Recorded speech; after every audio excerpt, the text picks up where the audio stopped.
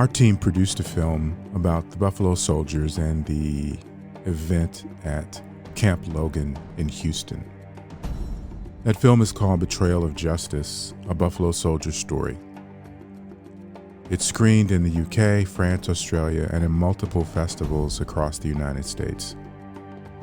The movie has led us into a broader and I would say a richer examination around who were these men we call Buffalo Soldiers and what were aspects of their significance to United States history. And more importantly, why has their heroism been, to a great degree, left unrecognized and untaught?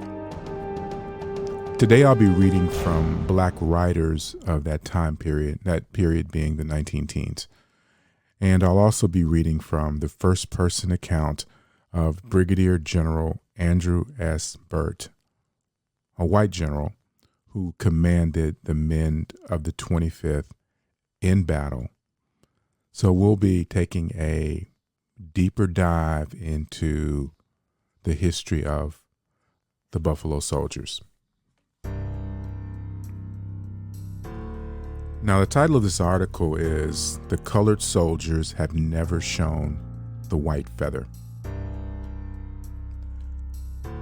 The daring work of the colored regulars, the 10th Cavalry, which has figured so prominently in recent events in Mexico, recalls the part the colored soldiers have played in the history of the making of America, beginning with the Revolution. Most sources attest to the colored soldiers' bravery. In some cases, they are said to exhibit such thoroughgoing daring as to be regarded almost as reckless soldiers.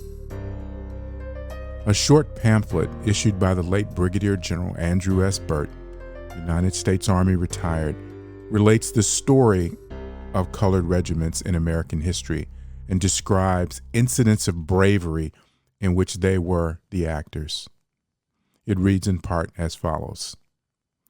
Now, here I'm going to break in and read to you a paragraph from General Burt's book. The 10th Cavalry should be famous. We have in our regular army 4 regiments of colored soldiers, the 9th and 10th Cavalry and the 24th and 25th Infantry. The 2 cavalry regiments have fine records in campaigns on our western frontier in the old days of Indian warfare. These troopers also have splendid records made both in Cuba and the Philippines.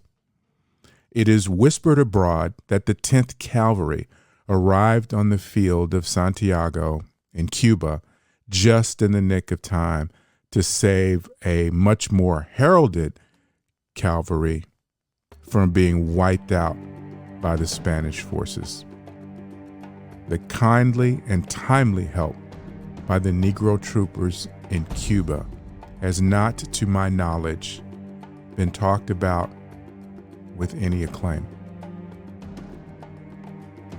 The 24th Infantry has likewise made an enviable record in Indian warfare and throughout Cuba and in the Philippines, not only for fighting, but as well as their law-abiding conduct whenever they have served in America and also in foreign lands.